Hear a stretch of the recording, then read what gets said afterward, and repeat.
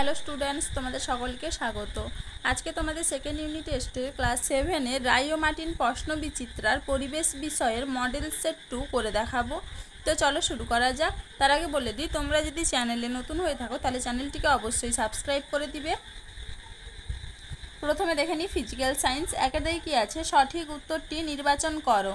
প্রদত্ত কোনটি সপ্রভ বস্তু? উত্তর হবে কি অপশন সি, জ্বলন্ত বাল্ব। পরের প্রশ্ন কি আছে, সমতল আয়নায় প্রতিফলনের ফলে যে অক্ষরটির পার্শ্বীয় পরিবর্তন হবে না তা হলো অপশন সি ও। পরের প্রশ্ন কি আছে, প্রদত্ত পদার্থগুলির মধ্যে চৌম্বক পদার্থটি হলো অপশন এ কোবাল্ট। পরের প্রশ্ন কি আছে, চুম্বকের আকর্ষণ ক্ষমতা বেশি হয় অপশন বি ঠিক দু প্রান্তে। কি হবে? দু প্রান্তে। পরের প্রশ্ন কি আছে, বাল্বের যে অংশ আলো দেয় সেটি হলো অপশন বি ফিলামেন্ট। পরের প্রশ্ন কি আছে, তড়িৎ বর্তনীতে পরিবাহী রূপে সবথেকে বেশি ব্যবহৃত হয়? উত্তর হবে কি অপশন সি তামা। পরের প্রশ্ন কি আছে, বর্তমানে শক্তি চাহিদার বেশিরভাগটাই আসে অপশন ডি জীবাশ্ম জ্বালানি থেকে। পরের প্রশ্ন কি আছে, একটি পরিবেশ বান্ধব বিদ্যুৎ শক্তির উৎস হলো অপশন বি জলবিদ্যুৎ। চলো এবার দুইটাকে দেখে নিই। শূন্যস্থান পূরণ করো। এক্স রশ্মি আবিষ্কার করেন বিজ্ঞানী রন্টজেন। উত্তর হবে কি রন্টজেন। পরের প্রশ্ন কি আছে, ইউ আকৃতির চুম্বককে ড্যাশ চুম্বক বলে? উত্তর হবে কি অশ্বক্ষাকৃতি চুম্বক বলে। পরের প্রশ্ন কি আছে, পেট্রোলিয়াম এক প্রকার ড্যাশ জীবাশ্ম? উত্তর হবে পেট্রোলিয়াম এক প্রকার ড্যাশ জ্বালানি। উত্তর হবে কি জীবাশ্ম। পরের প্রশ্ন কি আছে, বৈদ্যুতিক সার্কিটের নিরাপত্তার জন্য ড্যাশ ব্যবহার করা হয়? উত্তর হবে কি ফিউজ। চলো এবার তিনটাকে দেখে নিই। ঠিক বা ভুল নির্বাচন করো। নিয়মিত প্রতিফলনের ফলে প্রতিবিম্ব গঠিত হয়, এটা হবে কি ঠিক। পরের প্রশ্ন কি আছে, একটি দণ্ডচুম্বককে লোহার গুঁড়োর মধ্যে ডোবালে ওই দণ্ডচুম্বকটির সব জায়গায় সমানভাবে লোহার গুঁড়ো আটকে থাকবে, এটা হবে কি ভুল। পরের প্রশ্ন কি আছে, এলইডিতে ফিলামেন্ট থাকে না, এটা হবে কি ঠিক। পরের প্রশ্ন কি আছে, তাপবিদ্যুৎ কেন্দ্রে গ্যাস পুড়িয়ে বিদ্যুৎ উৎপন্ন করা হয়, এটা হবে কি ভুল। চলো এবার চারিদিকে দেখে নিই। দু একটি শব্দে উত্তর দাও। পেরিস্কোপ যন্ত্রে দুটি সমতল দর্পণ কত ডিগ্রি কোণ করে অবস্থান করে? উত্তর হবে কি 45 ডিগ্রি। পরের প্রশ্ন কি আছে, ছায়ার গাঢ় অন্ধকার অঞ্চলকে কি বলে? উত্তর হবে কি প্রচ্ছায়া। পরের প্রশ্ন কি আছে, আপতন কোণ ও প্রতিফলন কোণের সমষ্টি 90 ডিগ্রি হলে প্রতিফলন কোণের মান কত? উত্তর হবে কি 45 ডিগ্রি। পরের প্রশ্ন কি আছে, পৃথিবী নিজেই একটি বিরাট চুম্বক, এই কথাটি সর্বপ্রথম কে বলেন? উত্তর হবে কি বিজ্ঞানী উইলিয়াম গিলবার্ট। কি হবে? William Gilbert. চলো এবার পরের প্রশ্ন কি আছে, তড়িতের সুপরিবাহী পদার্থের দুটি উদাহরণ দাও। উত্তর হবে কি তামা লোহা। পরের প্রশ্ন কি আছে, তড়িৎ প্রবাহ বলতে কি বোঝায়? দেখে নাও। তড়িৎ প্রবাহ কোনো মাধ্যমের ভিতর দিয়ে তড়িৎগ্রস্ত বা তড়িদাহিত কণা এর নিরবচ্ছিন্ন গতি বা স্রোতকে বলা হয় তড়িৎ প্রবাহ। দেখে নাও। চলো এবার পরের প্রশ্ন কি আছে, একটি তরল জীবাশ্ম জ্বালানির নাম লেখো। উত্তর হবে কি পেট্রোলিয়াম।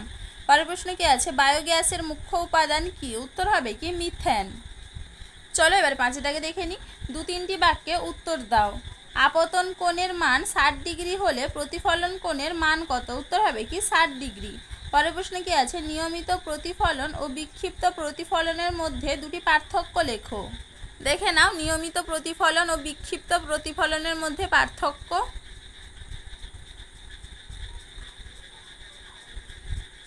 চলো এবার পরের প্রশ্ন কি আছে, চুম্বকের বিভিন্ন ধর্মগুলি লেখো।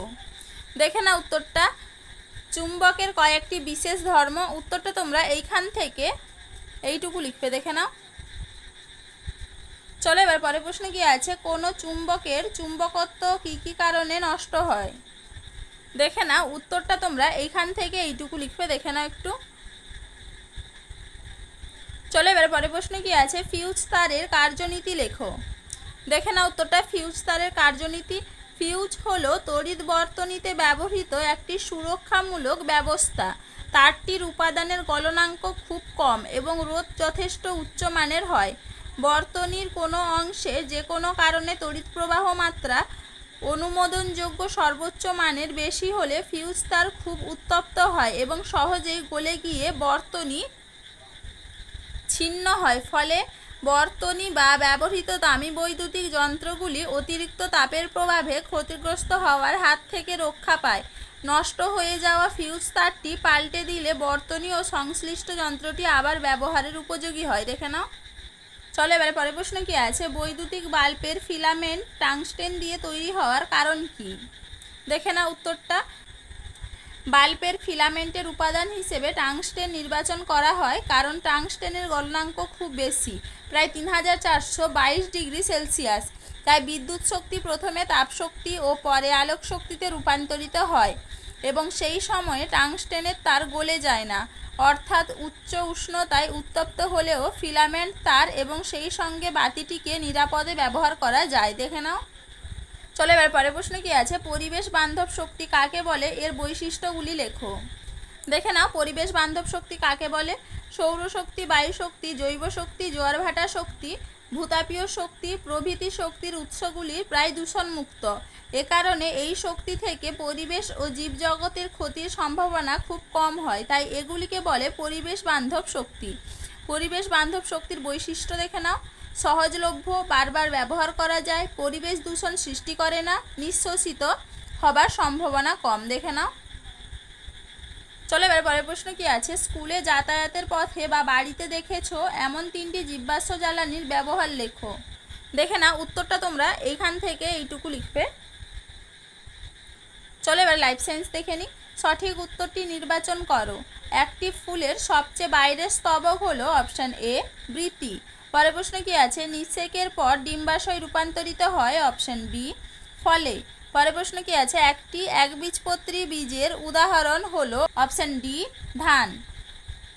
চলো এবার দুই কি আছে, ঠিক বা ভুল নির্বাচন করো।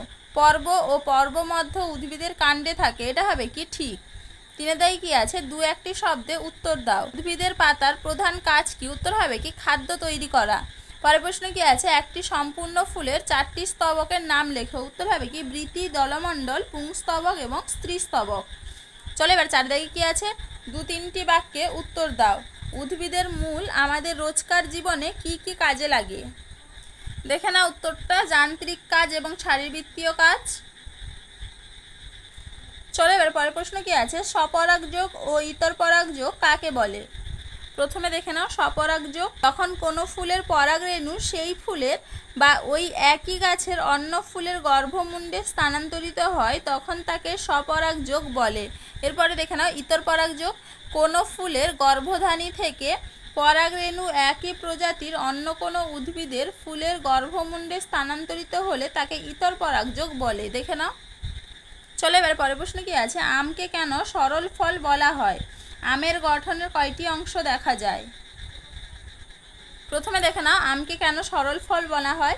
একটি ফুলের এক গর্ভপত্রী বা যুক্ত গর্ভপত্রী একটি মাত্র ডিম্বাশয় থেকে উৎপন্ন ফলকে সরল ফল বলা হয়। আমের ক্ষেত্রে একটি ডিম্বাশয় থেকে একটি মাত্র ফল গঠিত হয়, তাই আম সরল ফল। এছাড়াও লিচু, জাম সরল ফলের উদাহরণ। দেখে নাও। এরপরে ছিল আমের গঠনে কয়টি অংশ দেখা যায়, দেখে নাও উত্তরটা। চলো আজকে এইটুকুই, দেখা হচ্ছে পরের ভিডিওতে।